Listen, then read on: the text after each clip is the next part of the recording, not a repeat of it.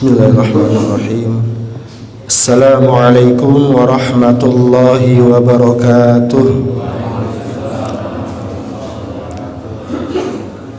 Alhamdulillahi wa kafa, wassalatu wassalamu ala nabiyil mustafa wa ala alihi wa ashabihi ahlil wafa.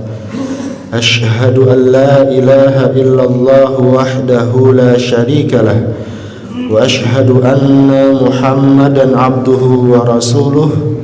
Allahumma salli wa sallim wa barik ala nabiyyina Muhammad wa ala alihi wa ashabihi ajma'in. Qala Allah ta'ala fi kitabihil karim, a'udzu billahi minasy syaithanir rajim. Bismillahirrahmanirrahim. Was-samaa'i dzatil buruj wal yawmil maw'ud wa syahidin wa mashhud. Qutila ashabul ukhdud an-nari dzatil waqud idh hum 'alayha qu'ud wa hum 'ala ma yaf'aluna bil mu'minina shuhud wa ma naqamu minhum illa an yu'minu billahil 'azizil hamid alladzi lahu mulkus samawati wal ard wallahu ala kulli syai'in syahid. Shadaqallahul azim. Al-ayah. Amma ba'd. Alhamdulillah, mengucap syukur kita kehadirat Allah Subhanahu wa taala karena masih diberikan kekuatan dan kesehatan oleh Allah Subhanahu wa taala sehingga kita masih dapat berkumpul, masih dapat bermuwajahah, bertatap muka, dan kita dapat kembali melanjutkan talabul ilmi kita, kajian kita, mengkaji ayat demi ayat surah-surah yang ada di dalam Al-Qur'an, wabil khusus di juz 30 ya, di juz 30. Saat ini kita sudah sampai pada surah yang ke-85 dalam Al-Qur'an, surah Al-Buruj ya. Setelah pertemuan sebelumnya pekan lalu kita sudah membahas akhir dari surah Al-Insyiqaq ya. Kalau kita lihat dalam surah Al-Insyiqaq ya, ada beberapa ayat-ayat penting yang Allah Subhanahu wa taala tekankan kepada kita sebagai manusia ya. Bagaimana Allah Subhanahu wa taala di surah Al-Insyiqaq kemarin ya mengawalinya dengan penjelasan tentang hari kiamat ya. Salah satu tanda hari kiamat ketika langit terbelah ya, langit hancur ya. Idzas samaa'u syaqqat ya. Kemudian bumi pun juga hancur ya. Nah, ketika sudah demikian ya, kemarin kita sudah sempat bahas, Allah Subhanahu wa taala memanggil manusia, ya ayyuhal insan ya. Wahai segenap manusia, innaka kadih ya, sungguh engkau selama di dunia sudah terlampau banyak bekerja keras ya, mencari nafkah banting tulang siang dan malam. Kadang-kadang sampai kita luput ya bahwasanya kelak ya kita akan berjumpa dengan Tuhan ya. Innaka kadihun ila rabbika kadhan famulaqih. Padahal ya nanti kelak famulaqih kita akan berjumpa dengan Allah Subhanahu wa taala. Jadi di dalam surah Al-Insyiqaq kemarin kita sudah diingatkan oleh Allah Subhanahu wa taala pentingnya untuk menekankan ya bahwa kita akan kembali kepada Tuhan, dan bahwa di dalam kehidupan kita ya nanti akan ada tabaqah ya, la tarkabunna tabaqan an tabaq ya, ada lapisan-lapisan kehidupan kita. Ada kalanya kita sedih, galau ya, gundah gulana, tapi ada kalanya juga kita bersukacita, berbahagia ya. Ada kalanya kita sakit ya, mungkin beberapa jamaah yang hadir saat ini ada yang kondisinya kurang baik ya. Di rumah juga beberapa orang rumah itu kurang baik ya, sedang musim flu, demam, batuk, pilek, demam ya. Jadi ada waktunya kita sakit ya, tapi juga ada waktunya nanti kita sehat ya. Ada waktunya kita muda, nanti ada waktunya kita tua ya. Ada waktunya kita lemah, ada waktunya kita kuat. Jadi itu semua adalah siklus kehidupan yang kita ya, setiap manusia akan melaluinya ya, tobaqah demi tobaqah, setahap demi setahap. Nah, dari situ, dari ayat itu ya, di akhir surah Al-Insyiqaq kemudian Allah memberikan gambaran orang-orang yang mengingkari ayat-ayat Allah, orang yang mengingkari Al-Qur'an ya, bahwa mereka sebenarnya sedang mengingkari kebenaran yang datangnya dari Allah Subhanahu wa taala. Nah, lanjutan dari surah Al-Insyiqaq ya, itu akan ada kaitannya dengan surah yang saat ini akan kita kaji ya, dari surah Al-Buruj ayat 1 sampai 9 ya. Jadi kalau tadi ya, yang saya katakan bahwa hidup kita ini pasti penuh dengan ujian cobaan ya, ada tobaqah demi tobaqah. Nah, di ayat ini nanti Allah Subhanahu wa taala memberikan kisah ya dari umat-umat terdahulu ya, yang itu juga sebenarnya untuk meneguhkan hati Nabi Muhammad sallallahu alaihi wasallam ya. Jadi Nabi di masa-masa awal ya, kalau kita lihat di situ tertulis ya, diturunkan di Makkah. Jadi ayat ini ayat Makkiyah atau ayat yang turun sebelum Nabi hijrah. Dan ketika sebelum Nabi hijrah, Nabi hidup di Mekah itu luar biasa tantangannya. Ya, luar biasa ancaman-ancaman yang diterima Nabi Shallallahu alaihi wasallam. Ya, sampai ancaman dibunuh, diusir dan seterusnya. Maka dalam konteks itu ya, ayat ini turun salah satunya untuk meneguhkan hati Nabi, jangan takut dan jangan khawatir dicaci, dimaki, dihina. Ya, karena orang terdahulu juga demikian. Ya, nanti akan kita lihat ya di Ashabul Ukhdud ya, an-nari dzatil waqud idhum 'alaiha qu'ud. Itu kisah tentang umat-umat terdahulu. Bagaimana umat-umat terdahulu yang dengan keimanannya ya, dengan keteguhan imannya kemudian mereka dibunuh, mereka dibakar ya. Nanti ada beberapa kisah ya yang menarik yang disampaikan oleh Buya Hamka. Kita coba maknai atau tadabburi ayat demi ayat. Ayat ini dimulai dengan sumpah ya, kembali dengan sumpah. Jadi kalau kita lihat ya, kemarin ya ada banyak ya di surah atau di juz 30 ini yang Allah bersumpah.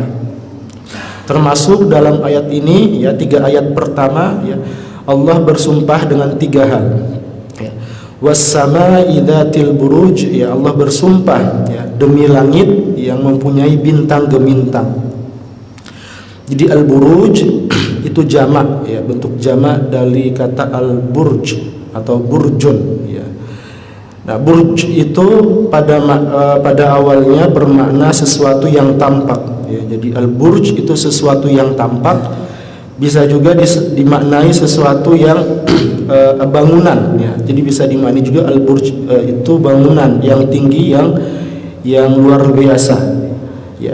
Di Abu Dhabi kalau tidak salah atau di Uni Emirat Arab itu ada bangunan pencakar langit namanya Burj Khalifa ya, Burj Khalifa ya, itu sudah terkenal ya, banyak dijadikan background film-film ternama, film-film besar, film-film action itu banyak ya yang mengambil adegan di bangunan itu ya. Burj itu dari kata al-burj ya, sesuatu yang tampak, sesuatu yang tinggi, besar, mewah. Nah, dari kata itu kemudian turunannya juga dimaknai bintang ya.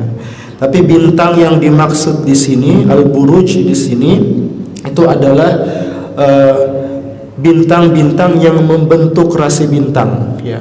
Nanti beda dengan an-najm. Najm juga bintang ya. Tapi kalau al-buruj itu bintang-bintang yang kemudian membentuk rasi bintang ya. Kalau belajar astronomi ya, selama 12 bulan ya, bumi mengitari matahari, nanti itu ada 12 rasi bintang ya.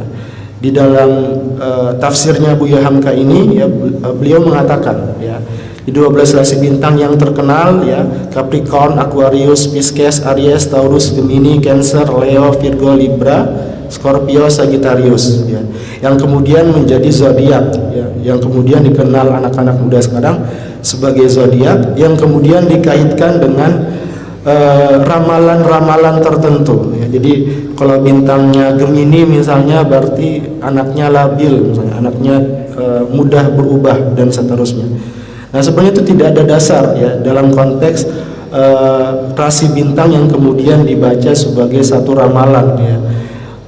Bintang ini berarti kerjanya di tempat yang seperti ini dan seterusnya. Tapi dalam konteks astronomi ya, keilmuan ya, memang itu ada ya, bentuknya berbeda-beda ya, yang dikaji. Misalnya ketika Libra atau Scorpio bentuknya seperti kalajengking misalnya dan seterusnya ya, tidak hafal juga saya. Tapi itu bagian dari kekuasaan Allah ya. Jadi sebenarnya diarahkannya itu adalah pada kekuasaan Allah ya, bahwa rasi bintang, gemintang ya, bentuk-bentuk bintang yang berbeda-beda itu ya, itu adalah termasuk tanda-tanda kekuasaan Allah. Manazil ya, tempat persinggahan ya. Jadi setiap bulan itu ada tempat-tempat persinggahan yang berbeda. Makanya nanti itu akan berkaitan juga dengan penentuan ya, awal bulan ya, penentuan awal bulan Hijriah ya, yang berdasarkan bulan ya. Kalau misalnya kemudian ada pertanyaan ya, karena saat ini misalnya kita tahun Idul Adhanya atau Arafahnya ya, hari Arafahnya berbeda dengan yang terjadi di Mekah saat ini ya. Sekarang jemaah haji di sana sedang menuju Armina ya, Arafah, Muzdalifah, Mina ya, sudah melakukan atau menuju ke sana untuk bersama-sama melaksanakan ibadah wukuf. Kemudian besok hari Ahad di sana sudah melaksanakan Idul Adha. Ada perbedaan ya, karena tadi ya manazil yang dihitung itu berdasarkan masing-masing negara, yang bisa jadi satu negara dengan negara lain itu berbeda tempat posisinya ketika diukur. Nah nanti berbeda ya kalau misalnya himmah atau cita-cita yang disusun oleh Muhammadiyah misalnya dengan beberapa ormas yang lain untuk mendukung kalender Hijriah global ya. Jadi satu dunia ya, umat Islam punya satu kalender yang berdasarkan satu hisab. Nah, kalau sudah demikian maka tidak lagi ada perbedaan ya. Nah, kita nanti lihat ya bagaimana realisasinya. Tapi untuk saat ini ya, ijtihad dari ulama-ulama yang ada di Indonesia ya, sebagaimana kita ketahui ya. Jadi Idul Adha itu jatuh pada hari Senin ya, tanggal 17 Juni ya, 2024 ya. Tadi karena manazilnya dilihat dari manazil di daerah atau di satu negara ketika matahari terbenam ya. Nah, kalau kita lihat dari ayat ini jemaah sekalian ya, Allah Subhanahu wa taala bersumpah dengan bintang. Nanti kalau kita lihat di ayat yang lain, Allah bersumpah dengan matahari, dengan bulan ya. Jadi derajat Allah ya, Allah sang pencipta, maka Allah bebas dan berhak bersumpah dengan atas nama apapun ya. Tapi kita sebagai manusia ya, sumpah kita hanya sah dan diterima itu kalau kita bersumpah atas nama Allah semata. Jadi kita tidak bisa bersumpah demi matahari misalnya, nggak bisa. Demi bulan misalnya, nggak bisa. Jadi sumpah yang ada dalam Al-Quran ya, Allah bersumpah demi langit, matahari, itu hanya berlaku untuk Allah semata ya. Tapi sumpah kita sebagai manusia itu hanya jatuh bisa atas nama Allah ya. Bahkan Nabi pun tidak bisa ya. Sumpah demi Nabi Muhammad nggak bisa ya, tertolak ya. Jadi sumpah yang diterima itu hanya sumpah atas nama Allah. Dan bersumpah itu jangan bermain-main juga ya. Karena satu sumpah yang kita keluarkan itu luar biasa hisabnya dan saksinya ya. Jadi tidak boleh bermain-main dengan sumpah. Kalau kita lihat dalam Al-Quran misalnya, Allah bersumpah, ketika Allah bersumpah ya, ini satu kaidah ya. Jadi kalau kita baca Al-Quran kita dapati Allah Subhanahu wa taala bersumpah ya, demi langit, demi matahari, demi bumi, demi bulan atau demi yang lainnya, demi waktu misalnya, wal 'asr. Maka perhatikan ya, perhatikan ayat setelahnya ya, karena pasti ada sesuatu yang urgent, sesuatu yang penting yang ingin disampaikan oleh Allah, sehingga sang pencipta ini kemudian bersumpah dengan ciptaannya. Ya, jadi ini satu yang penting yang perlu kita perhatikan. Nah, termasuk nanti di sini ya, kita lihat nanti 3 ayat ini bicara tentang sumpah. Ayat keempat sampai ayat ke-9 itu muqsam alaihnya ya, jadi substansi dari sumpahnya kita akan lihat bersama. Nah, dari ayat ini juga ya, kata Buya Hamka, Allah Subhanahu wa taala itu mengambil ya, ilustrasi keindahan ya, rasi bintang tadi ya, gambaran bintang itu sebagai tanda-tanda kekuasaannya ya, tanda-tanda kekuasaannya yang perlu kita perhatikan. Jadi kalau kita lihat atau belajar rasi bintang itu bukan untuk dipercayai ya, bahwa rasi ini musimnya ini atau punya faedah ini, orangnya seperti ini yang lahir di rasi bintang ini ya. Tapi kita belajar atau melihat itu sebagai satu fenomena kekuasaan Allah Subhanahu wa taala ya. Bukan hanya itu ya, Allah juga bersumpah demi hari yang telah dijanjikan ya, wal yaumil mau'ud. Jadi hari yang dijanjikan itu ya tidak lain adalah hari akhir ya, hari kiamat ya. Itu adalah hari yang dijanjikan ya, makanya salah satu nama dari hari akhir Yaumul Ma'ad ya, jadi hari perjanjian yang dijanjikan oleh Allah Subhanahu wa taala. Nah, selain Allah Subhanahu wa taala bersumpah ya demi hari yang telah dijanjikan, yang hari telah dijanjikan ini juga dijelaskan di awal surah Al-Insyiqaq ya, hari yang dijanjikan itu nanti langit akan terbelah, bumi akan hancur ya, kemudian lautan akan menguap airnya, gunung-gunung akan hancur ya. Itu adalah hari yang dijanjikan ya. Jadi Allah bersumpah demi hari kiamat, demi bintang. Kemudian yang ketiga, Allah juga bersumpah demi penyaksi dan yang disaksikan, wa syahidi wa mashhud ya, jadi ada persaksian ya. Nah, di sini ada beberapa penafsiran ya. Kalau kita lihat Buya Hamka memberikan beberapa penjelasan perbedaan pendapat di kalangan ulama terkait dengan penafsiran siapa yang dimaksud atau apa yang dimaksud dengan syahid dan masyhud. Misalnya beliau mengutip ya Imam Ahmad dan Abu Hurairah ya. Jadi dari Imam Ahmad dari riwayat Abu Hurairah dikatakan bahwa yang dimaksud dengan al-ma'ud ya, hari yang dijanjikan, al-mau'ud itu adalah hari kiamat. Kemudian yang dimaksud dengan syahid ya, syahid penyaksi itu adalah hari Jumat, dan masyhud yang disaksikan itu adalah hari wukuf di padang Arafah. Ini satu pendapat ya. Jadi wukuf, makanya wukuf di padang Arafah itu satu yang urgen, yang penting, yang luar biasa ya. Karena tadi ya disitulah kemudian disaksikan ya, masyhud itu disaksikan ya. Kita semua menyaksikan bagaimana seluruh manusia ya, dari berbagai latar belakang ya, suku, bahasa, strata sosial ya, semuanya berkumpul di padang Arafah. Masyhud, disaksikan seluruh dunia, disaksikan oleh penduduk langit dan penduduk bumi. Dan dikatakan itu adalah simulasi dari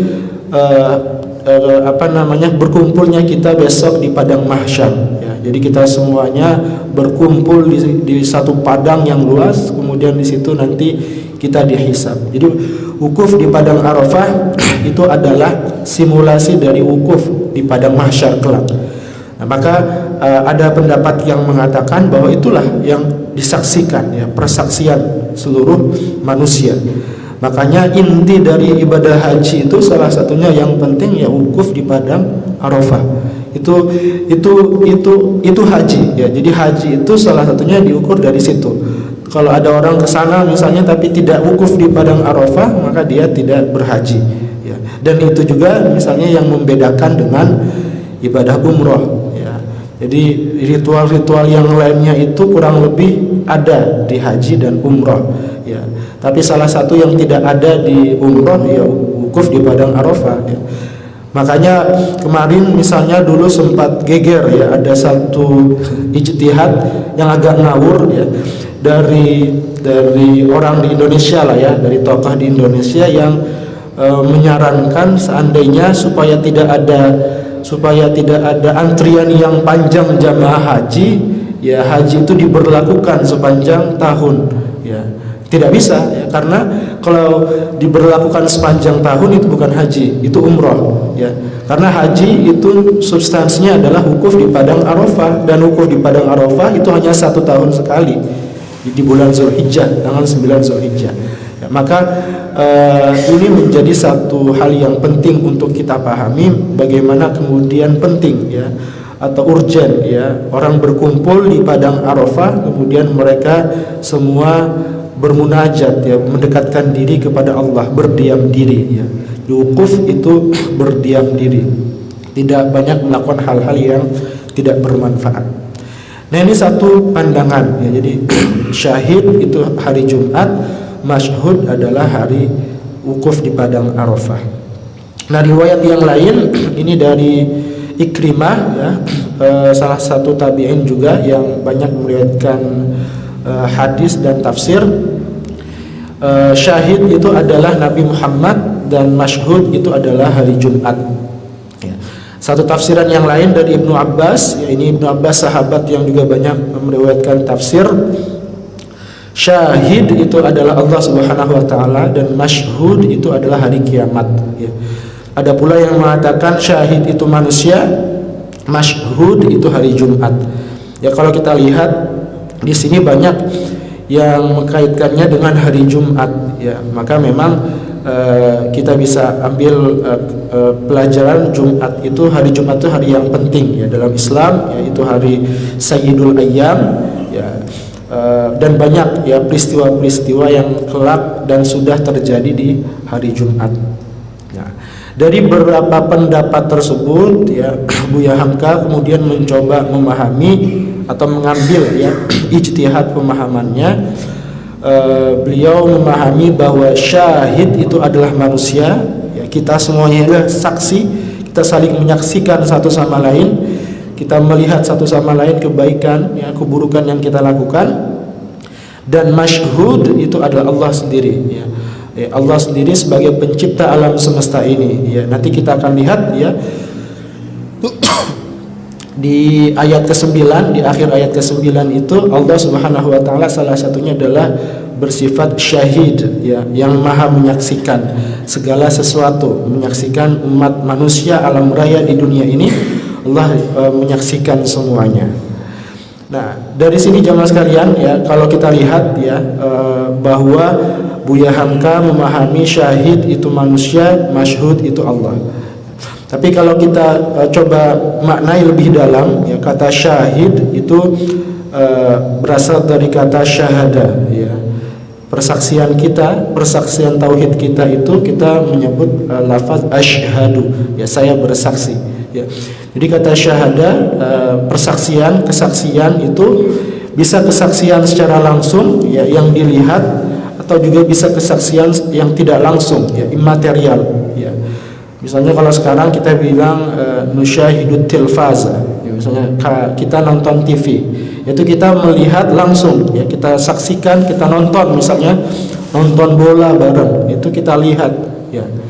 Tapi juga syahid atau persaksian itu makna dasarnya juga bermakna hudur, kehadiran ya. Jadi kehadiran itu bisa kehadiran fisik, bisa non fisik ya. Bisa kehadiran langsung yang kita bisa sentuh, kita raba, wujudnya kita rasakan ya, kita rasakan teksturnya. Tapi bisa juga kehadiran itu kita rasakan meskipun kita tidak melihat secara langsung. Nah, itu hudur immaterial. Nah, dalam konteks persaksian kita kepada Allah, asyhadu alla ilaha illallah, maka itu adalah kesaksian ya. Jadi ketika kita mengatakan asyhadu alla ilaha illallah ya, saya bersaksi bahwa tiada Tuhan selain Allah, maka di situ persaksian yang berkaitan dengan kita yakin bahwa Allah itu hudur, Allah itu hadir dalam setiap aktivitas kehidupan kita. Jadi asyhadu di situ bukan seperti persaksian kita melihat tadi ya TV misalnya, atau melihat alam, melihat orang yang wujudnya ada. Ya, kita tidak akan bisa ya melihat wujudnya Allah ya di dunia ini, kita tidak bisa, terbatas ya, indra manusia terbatas untuk melihat wujudnya Allah. Jangankan manusia biasa ya, bahkan sekelas nabi sekalipun ya, dalam salah satu ayat dikatakan ya, ketika Nabi Musa itu hendak berjumpa dengan Tuhan ya, baru melihat cahaya kilatannya saja Nabi Musa sudah pingsan ya, tidak bisa melihat wujudnya langsung.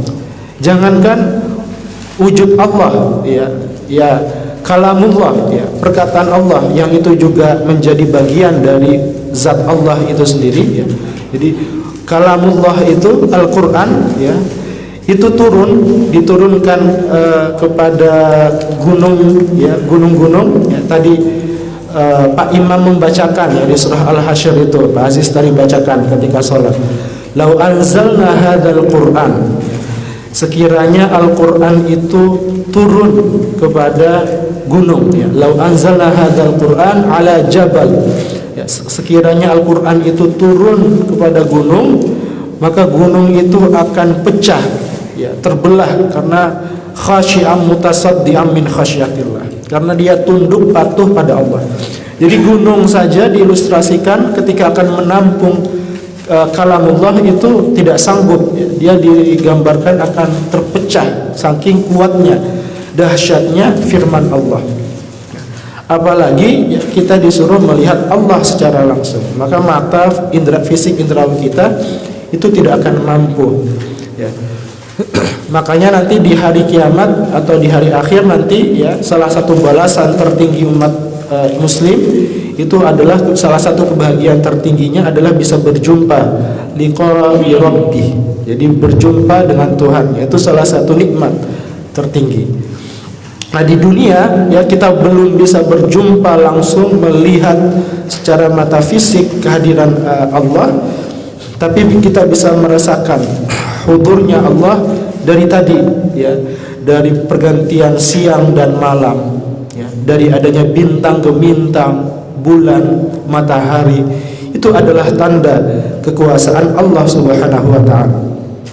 Kalau kita baca di surah Al-An'am ya, di akhir-akhir itu dijelaskan bagaimana kisah perjalanan Nabi Ibrahim mencari Tuhannya ya. Jadi ini momentum Idul Adha, biasanya Nabi Ibrahim itu jadi trending topik pembahasan untuk kita bisa belajar bagaimana pengorbanan beliau ya, pengorbanan Nabi Ibrahim dan Nabi Ismail.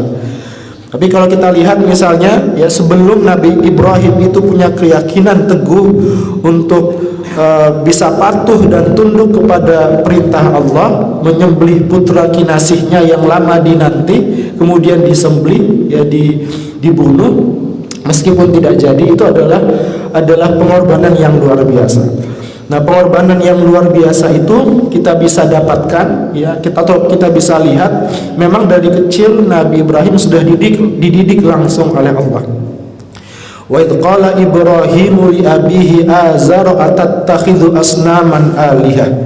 Ya, ketika Nabi Ibrahim melihat Azar ya, ayahnya ya, sang pembuat patung ya, itu membuat patung untuk disembah, kemudian dia mengatakan atattakhidhu asnaman alihah, wahai ayahku, apakah layak dan patut ya patung-patung ini kau jadikan Tuhan.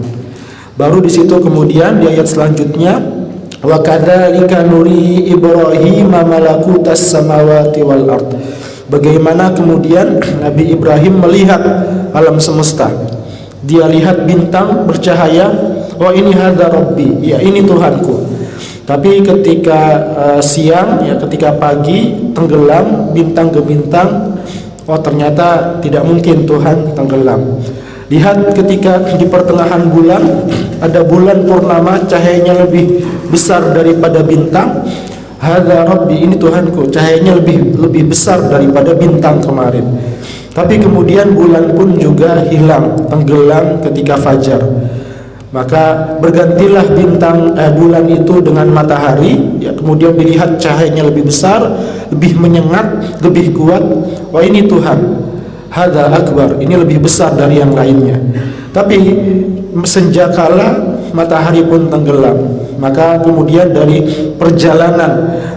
perjalanan spiritual Nabi Ibrahim itu, beliau kemudian sampai pada kesaksian, inni wajjahtu wajhiya lilladzi fataras samawati wal ard hanifan muslimah. Ya, jadi Nabi Ibrahim, ya, bapaknya para nabi, itu adalah hanif, orang yang lurus, musliman, yang tunduk patuh pada Allah Subhanahu wa taala.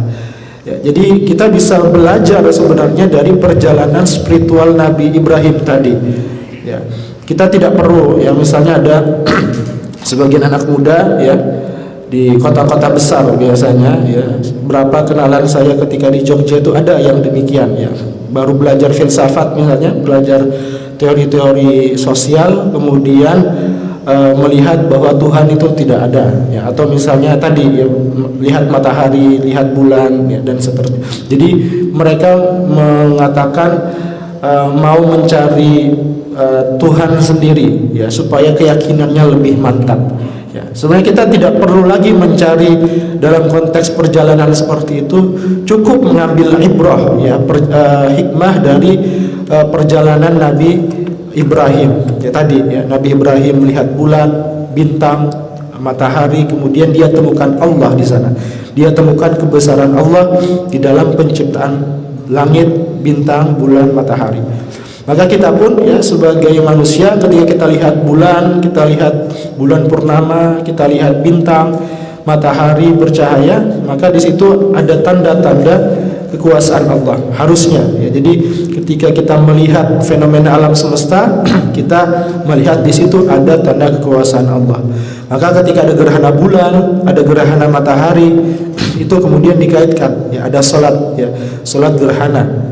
Itu sebenarnya untuk mengingatkan kita bahwa fenomena-fenomena alam itu adalah tanda-tanda kebesaran Allah. Maka jangan sama sekali diabaikan, ya. Jangan sama sekali dikatakan bahwa itu hanya sebatas fenomena alam semata. Tapi sebagai orang yang beriman, di situ ada tanda-tanda kekuasaan Allah, ya. Jadi di 3 ayat ini kita bisa belajar bagaimana urgensi dan pentingnya keimanan, ya, keimanan kita sebagai seorang muslim dengan persaksian yang disaksikan oleh Allah Subhanahu wa taala langsung terkait dengan apa yang kita lakukan. Nah, di ayat keempat sampai ayat ke-9 inilah muqsam alaihnya. Jadi substansi dari sumpah yang disampaikan oleh Allah Subhanahu wa taala. Setelah Allah bersumpah, ya, pada langit, pada bintang, pada hari kiamat, pada persaksian-persaksian itu, baru kemudian masuk penjelasan qutila ashabul ukhdud, binasalah, terkutuklah, ya, hancurlah orang-orang yang mempunyai lubang parit, ya, ashabul ukhdud, ya. Lubang parit itu yang dimaksud apa? Nanti kita akan lihat lebih jauh, ya. An-nari dzatil waqud, dari api yang bernyala-nyala. Jadi lubang parit di sini maksudnya adalah satu tradisi atau banyak, ya, dilakukan orang-orang terdahulu untuk mempersekusi, mengeksekusi orang-orang yang beriman, ya, dengan cara digali lubang, ya, kemudian dimasukkan orang-orang yang beriman itu ke dalam lubang itu, kemudian dibakar hidup-hidup, ya. Nah, kenapa mereka dibakar, menyala-nyala, dibakar, dimasukkan ke dalam lubang? Satu alasannya, ya, hanya karena mereka beriman kepada Allah Subhanahu wa taala, kemudian mereka disiksa oleh raja-raja yang zalim kala itu. Nah, tradisi atau potret ini juga kita bisa temukan di kisah Nabi Ibrahim, ya. Bagaimana Nabi Ibrahim bersama di hadapan Raja Namrud itu akhirnya dia dihukum, ya, dibakar hidup-hidup, yang kemudian tidak mempan dari bakarannya. Jadi memang tradisi tadi, ya, tradisi membakar. Kalau kemarin sudah sempat saya bahas sedikit ya, tradisi pengorbanan ya, orang mengorbankan kepada Tuhan, kepada dewa, manusia ya, manusia dikorbankan untuk dewa atau Tuhan. Itu tradisi yang sudah mengakar dalam sejarah peradaban manusia dulu ya, yang kita sebut primitif dalam tanda kutip ya. Orang-orang dulu itu sudah terbiasa. Jadi kalau misalnya dia dapat satu sukacita, ada rasa syukur, dia berkorban, korbannya manusia, disembelih ya, saat dibunuh satu manusia di mazbah atau di korban di tempat pengorbanan manusia untuk Tuhan. Tapi kemudian tradisi kurban Nabi Ibrahim itu menghapus, yang mengcancel, yang menasakh tradisi pengorbanan jahiliyah tadi. Atas nama Tuhan manusia dikorbankan. Maka salah satu hikmahnya kita bisa belajar ya, kalau kita lihat pengorbanan Nabi Ibrahim dan Nabi Ismail ya, kita sering berdebat ya, tapi ini debat di luar ya, di media sosial. Beberapa ahli-ahli tafsir, orang-orang yang belajar tafsir biasanya berdebat ya, siapa yang disembelih, apakah Nabi Ismail atau Nabi Ishak. Karena memang kalau kita baca redaksinya di dalam Al-Quran surah As-Saffat ayat 101 sampai 111 itu tidak disebutkan secara langsung ya, menggunakan dhamir, kata ganti, tapi tidak disebutkan secara eksplisit bahwa Nabi Ismail yang disembelih. Nah, kalau kita buka kitab-kitab tafsir klasik ya, tafsir Tabari misalnya, itu menghadirkan dua riwayat ya, ada yang mengatakan Nabi Ismail, ada yang mengatakan Nabi Ishak. Nah, nanti yang mengatakan bahwa yang disembelih itu Nabi Ishak, itu kebanyakan dari para ulama menyandarkan penafsirannya pada tradisi Israiliyat ya. Tradisi Israiliyat itu tradisi dari ahlul kitab ya, orang-orang Yahudi dan Nasrani. Karena kalau kita buka Alkitab di Perjanjian Lama atau kitab Taurat, itu teksnya jelas mengatakan yang disembelih itu adalah Ishak ya. Nah, sebagai umat Islam kita mengimani dua-duanya. Nabi Ismail kita imani, Nabi Ishak kita imani ya, karena nanti dari Nabi Ibrahim ya melahirkan dua ya, Nabi Ismail dan Ishak. Ismail turun ke Muhammad, nah Ishak nanti turun ke nabi-nabi yang banyak yang kita juga imani ya, semuanya ya, tanpa terkecuali. Nah, tapi kemudian oleh jumhur ulama mengatakan bahwa yang pendapat yang rajih, yang kuat itu adalah Nabi Ismail ya. Meski demikian ada pendapat minoritas dari beberapa tafsir yang mengatakan Nabi Ishak. Nah, jadi perdebatannya itu siapa yang disembelih, ada yang mengatakan Nabi Ismail, Ishak. Padahal kalau kita kembali lagi, tidak ada yang disembelih ya, baik yang menggunakan riwayat Nabi Ismail atau Ishak, dua-duanya tidak disembelih, karena yang disembelih pada akhirnya adalah hewan kurban ya. Dan salah satu makna yang bisa kita ambil dari pelajaran itu tadi ya, bahwa Allah Subhanahu wa taala menghapuskan tradisi membunuh, pengorbanan darah manusia atas nama Tuhan ya. Tidak boleh lagi ada ya tradisi ajaran-ajaran yang atas nama Tuhan menyembelih kemanusiaan ya. Itu kita bisa lihat dari tradisi pengorbanan ya. Di samping itu ya, hikmah yang lain juga yang bisa kita ambil ya, dari tradisi pengorbanan ya.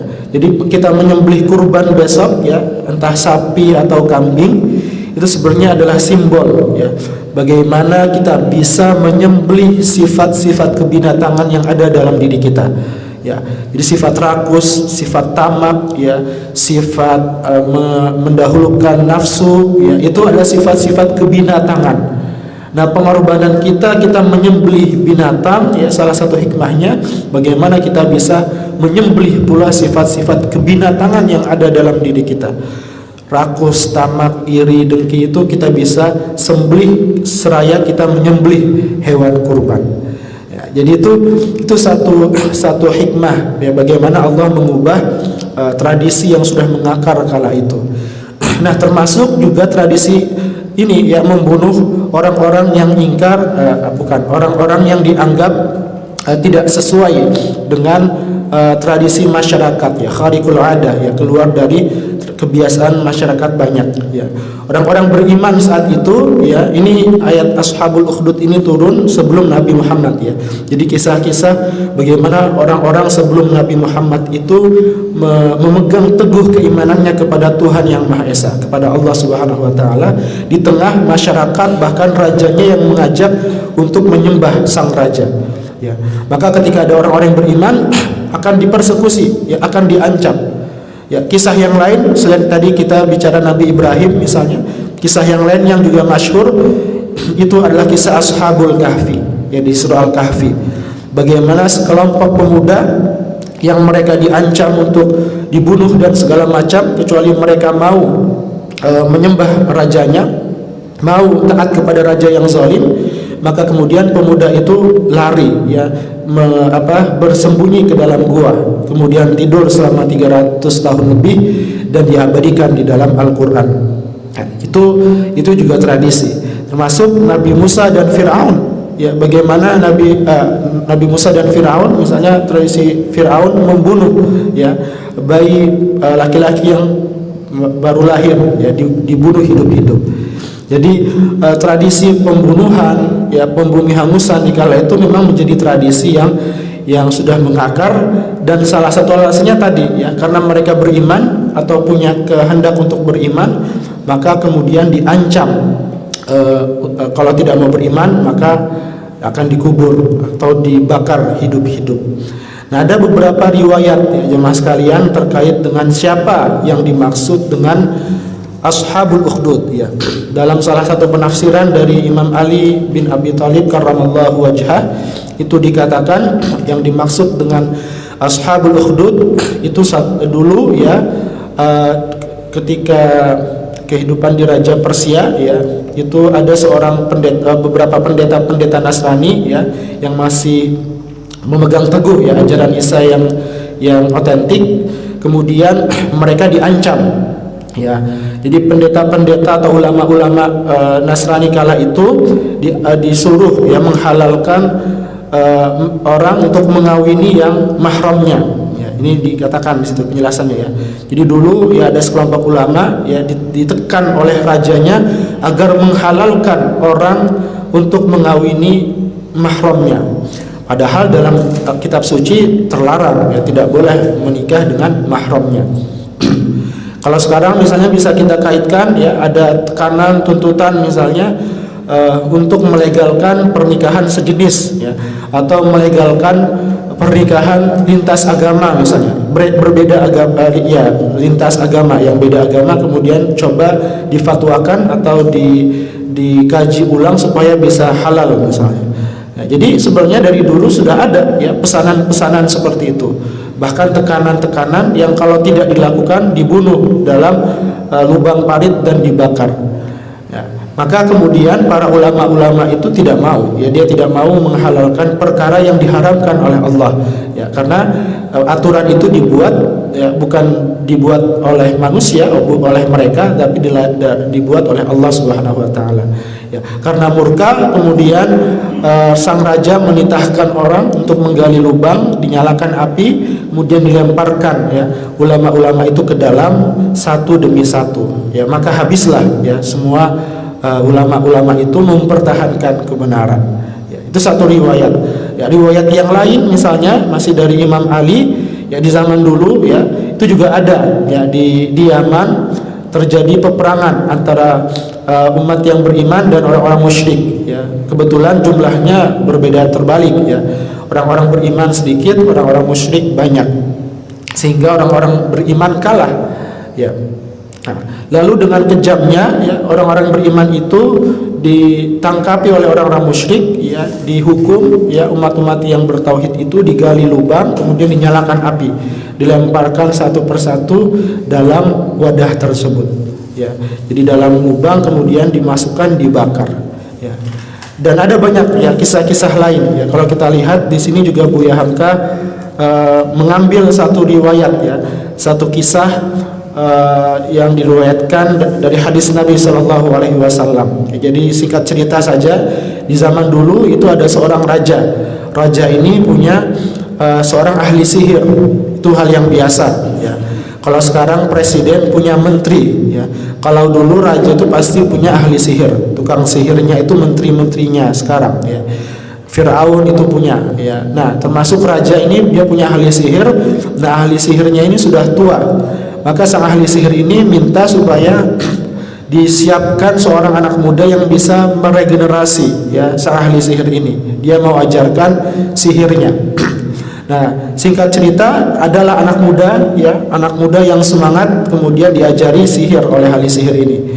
Nah, di dalam perjalanannya ketika sang anak kecil ini dia belajar sihir, ya dalam perjalanannya si anak ini juga mampir ke rumah pendeta saat itu, ya tokoh agama saat itu yang masih lurus, yang masih hanif. Ya, jadi setiap hari ketika mau ke tempat ahli sihir belajar sihir, dia mampir dulu ke sang pendeta ini. Nah, ketika mampir, dia juga mendengarkan ajaran-ajaran dari sang pendeta, ajaran-ajaran keagamaan. Dia mampir. Nah, singkat cerita, ketika dia dapat belajar sihirnya, kemudian dia juga belajar agama. Satu ketika, ya di tengah perjalanan, ketika sang anak ini mau ke rumah sang penyihir, ada hewan buas di tengah jalan. Ya, ada hewan buas di tengah jalan, ya mungkin ular atau singa gitu ya. Nah, hewan buas ini mengancam masyarakat. Maka sang anak kecil ini ingin mencoba mengetes ya. Kira-kira ilmu mana yang lebih ampuh? Apakah ilmu si tukang sihir atau ilmu sang pendeta ini, sang agamawan ini? Maka dia bilang, dia bermohon, ya Tuhan, ya Allah, kalau memang ilmu sang pendeta ini benar, maka singkirkanlah atau jauhkanlah hewan buas ini. Maka qadarullah, ya hewan itu kemudian pergi dan orang-orang pun bisa berlalu lalang lagi di jalan itu. Maka sejak itu dia berislam atau dia bertauhid, dia meyakini bahwa ajaran sang pendeta inilah yang benar, bukan si tukang sihir. Nah, tapi ya sang pendeta ini juga bilang, ya, jangan kau ceritakan kepada orang-orang tentang apa yang kau pelajari kepadaku. Jadi sang pendeta ini tidak mau viral, tidak mau terkenal, ya karena nanti kalau terkenal ya seperti Pok Nari itu ya di Jawa itu, orang datang berdatangan untuk minta disembuhkan segala macam. Jadi jangan kamu ceritakan kepada orang-orang. Nah, singkat cerita, oh ya silakan ya. Singkat cerita kemudian ada ya sang ahli sihir sudah wafat, sudah meninggal. Kemudian ada orang buta, ya ada orang buta yang dia buta ya, dan kemudian si anak ini mendoakan dan si orang buta ini kemudian sehat ya, bisa melihat kembali. Nah, ketika itu ya singkat cerita viral lah ya bahwa si orang buta ini bisa sembuh, bisa sehat karena wasilah si anak ini. Akhirnya sang raja pun memanggil sang anak, ya memanggil sang anak, ditanyakan kenapa kamu bisa berbuat demikian. Ya karena saya menyembah kepada Tuhan, kata si anak. Tuhan yang kamu maksud adalah saya kan? Maksudnya Tuhannya adalah sang raja itu. Sang anak mengatakan tidak, Tuhanku adalah Allah, Tuhan yang esa, bukan engkau. Murkalah sang raja. Dipanggil pula akhirnya sang buta, ditanyakan hal yang sama. Kemudian sang buta pun juga meyakini bahwa Tuhannya adalah Allah, bukan sang raja. Ya sampai nanti ya, tingkat tertingginya si pendetanya pun ketahuan, dipanggil juga, dan kemudian si pendeta juga ditanya dan sama jawabannya, hanya mengakui Allah sebagai Tuhannya. Nah, dari sini kemudian ya raja murka, digalilah lubang, dibakar hidup-hidup ketiga orang itu. Nah, ketika orang-orang itu dibakar, ya sang pendeta dan orang yang buta tadi itu wafat, syahid ya, dia meninggal. Tapi sang anak muda ini tidak meninggal, dibakar hidup-hidup, yaitu salah satu karomah ya, kemuliaan dari Allah. Nah, karena tidak bisa dibakar hidup-hidup, akhirnya si anak ini dibawa ke laut ya, ditenggelamkan. Ternyata qadarullahnya ditenggelamkan pun juga tidak tenggelam ya, tidak mati, bisa kembali ya. Justru orang-orang yang membersamai sang anak ini untuk membunuhlah yang mati tenggelam. Dijatuhkan dari gunung, justru orang-orang bersama mereka yang dijatuhkan, sang anak tidak jatuh dari gunung ya. Singkat cerita sang raja kemudian geram. Nah, Kenapa dia tidak bisa mati-mati? Maka kata sang anak, kau tidak akan bisa membunuhku ya sampai engkau membunuh atau sampai kamu beriman kepada Allah baru engkau membunuhku. Ya, jadi sang anak itu bilang ya, silahkan ya kamu salib saya. Jadi salib itu tradisi dulu untuk membunuh yang paling rendah derajatnya. Silahkan salib saya di hadapan orang ya, kemudian panah ya, tembak pakai panah yang sudah disediakan sang anak, dan nanti sebelum itu kamu bersaksi dulu. Maka sebelum dibunuh sang anak dia mengatakan Bismi Rabbil Ghulam, dengan nama Tuhannya sang anak ya. Kemudian ditembak ya pakai panah, dia meninggal seketika saat itu juga ya. Melihat kesaksian itu ya, maka semua orang yang melihat itu kemudian beriman akhirnya kepada Tuhan Allahnya sang anak itu. Maka orang-orang di sini mengatakan amanna bi rabbil ghulam, kami beriman kepada Tuhannya sang anak yang dibunuh itu. Sang raja semakin geram ya, karena tadi ya justru keinginan anak itu tercapai ya, orang-orang bertauhid kepada Allah semata. Maka sang raja membunuh semua orang-orang yang berkomitmen dia percaya kepada Allah. Semua orang dibunuh, sama ashabul ukhdud di dalam lubang parit dibakar hidup-hidup ya. Sampai dalam satu riwayat di penutup hadis itu dikatakan ya, ada seorang ibu yang menggendong bayinya, dia agak ragu-ragu untuk masuk ke dalam lubang itu juga dibakar hidup-hidup untuk meneguhkan keimanannya. Tapi kemudian bayi yang digendong masih bayi itu ya, bayi yang digendong itu kemudian berbicara, jangan khawatir wahai ibuku, kau melakukan apa yang benar ya. Maka kemudian syahidahlah sang ibu dan anaknya masuk ke dalam ashabul ukhdud ya, masuk ke dalam lubang parit yang dalam dan dibakar. Itu satu kisah bagaimana umat-umat terdahulu mempertahankan keimanannya sampai dibakar hidup-hidup, mereka tetap beriman kepada Allah.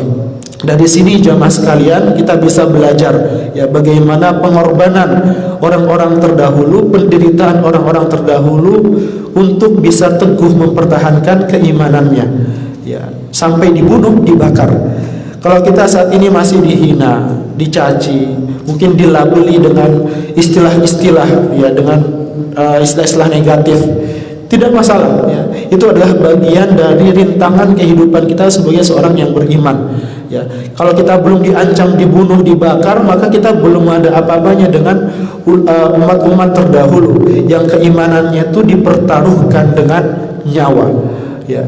Hal yang samalah yang saat ini kita rasakan pada saudara-saudara kita yang ada di Palestina ya. Mereka mempertaruhkan iman itu dengan nyawa ya, dibakar, dibom, di bumi hanguskan ya. Itulah ashabul ukhdud ya. Al-ukhdud zaman modern sekarang ini adalah apa yang terjadi di Gaza, di Rafah.